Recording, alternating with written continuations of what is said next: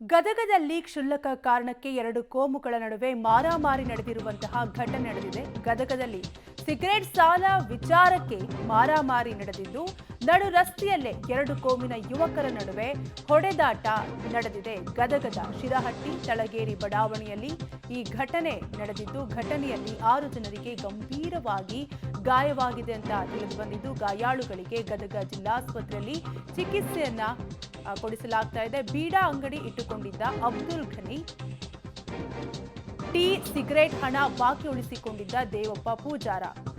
ಕೇವಲ ಸಿಗರೇಟ್ ವಿಚಾರಕ್ಕೆ ದೇವಪ್ಪ ಬಳಿ ಬಾಕಿ ಹಣ ನೀಡುವಂತೆ ಅಬ್ದುಲ್ ಕೇಳಿದ್ದು, ಈ ವೇಳೆ ಮಾತಿಗೆ ಮಾತು ಬೆಳೆದು ಹೊಡೆದಾಟ ನಡೆದಿದ್ದು, ಈ ಹೊಡೆದಾಟದಲ್ಲಿ 6 ಜನರಿಗೆ ಗಂಭೀರವಾಗಿ ಗಾಯವಾಗಿದೆ ಅಂತ ತಿಳಿದು ಬಂದಿದ್ದು, ಗದಗದಲ್ಲಿ ಕ್ಷುಲ್ಲಕ ಕಾರಣಕ್ಕೆ ಎರಡು ಕೋಮಿನ ನಡುವೆ ಗಲಾಟೆ ನಡೆದಿದ್ದು, ಸಿಗರೇಟ್ ಸಾಲದ ವಿಚಾರಕ್ಕೆ ಎರಡು ಕೋಮಿನ ನಡುವೆ ಮಾರಾಮಾರಿ ನಡೆದಿದ್ದು, ಟೀ ಸಿಗರೇಟ್ ಹಣ ಬಾಕಿ ಉಳಿಸಿಕೊಂಡು ಅದನ್ನು ವಾಪಸ್ ಕೇಳಿದ್ದಕ್ಕೆ ಗಲಾಟೆ ನಡೆದಿದೆ.